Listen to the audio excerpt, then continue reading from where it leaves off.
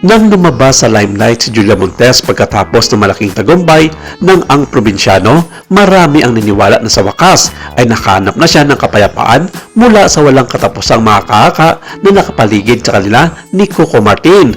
For years, their chemistry both on and off screen was the talk of Philippine showbiz, a silent yet undeniable connection that made fans believe they are more than just co-stars.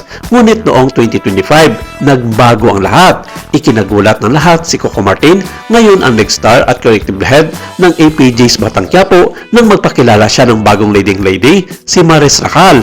Mabilis na nakakuha ng young actress, masigla at walang takot ang puso ng mga manonood. Sumabog ang social media gamit ang hashtag na Kores na sumisimbolo sa Coco Martin tandem. Sa loob ng ilang linggo pa lamang, grabe, naging viral ang kanilang mga eksena, umani ng milyong-milyong views ang mga clips at nagsimulang itanong ng mga taganga ang tanong na walang gustong sumagot, paano si Julia Montes?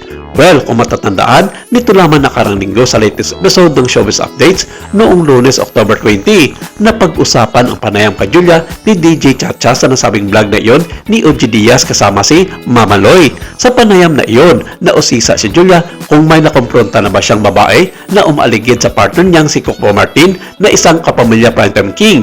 Sinabi nitong meron at kinumpirma niya isa ito sa mga kasamahan ng kanyang partners ang probinsyano at dahilan para maglagay siya sa nasabing set ng teleserye upang bantayan si Coco Martin. Saad niya, hindi ko siya kinausap pero pinaramdam ko kasi wala ng point para kausapin ko siya. Super warm ako. Alam kapag okay ako sa'yo o hindi. So hindi rin ako plastic. Hindi ako showbiz. Pag hindi ako okay sa'yo, hindi kita papansinin. Nag-hi siya. Kabatch ko lang. Excuse me. Makapo ka pa naman. Sabi ko with smile. Matapos itong mapanood ni Showbiz Insider Ogie Diaz at ang iba pang niyang co-host sa kanyang showbiz-oriented vlog, isiniwalat niya ng actress na tinutukoy ni Julia ay walang iba kundi si Yasi Pressman. Yes, marami ang nagpatunay na si Yasi nga ang babaeng tinutukoy ni Julia at wala namang pagdududa dyan.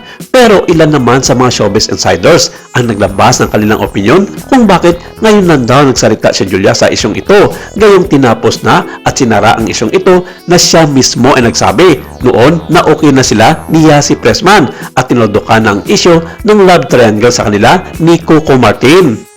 Ayon sa mausisang mata ng mga showbiz media at columnist, ito raw ay dahil sa kanyang naramdamang matinding selos kay Maris Racal na kakaiba raw sa mga nagdaang leading lady ni Coco Martin. Hindi lang daw mailabas o matapang narapin ni Julia Montes si Maris, iba raw ang pagkatao ng actress at kaya siyang tapatan ito kung issue lang naman ang pag-uusapan.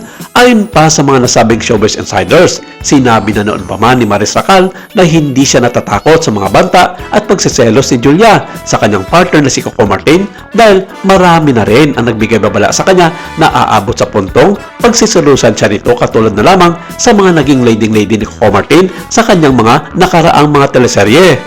Nang tanungin tungkol sa mga chismis sa isang press event, maingat na tinugunan ni Maris Racal ang issue. Sabi niya, I admire both Coco and Julia. Mabilis mag-assume ang mga tao pero artista lang kaming gumagawa ng trabaho namin. Napaka-professional ni Coco at marami akong natutunan sa kanya. Ngunit napansin ng mga tagahanga ang isang paywatig ng kaba sa kanyang tono kahit na sinabi niya na hindi siya natatakot kay Julia Montes. Alam ba niya ang tensyon na dulot ng kapaparis niya? O sinusubukan niyang iwasang magdagdag ng panggatong sa apoy. Ano man ang kanyang mga salita ay hindi gaanong nakatulong upang mapatahimik ang bagyo at isyo sa kanila ni Coco Martin.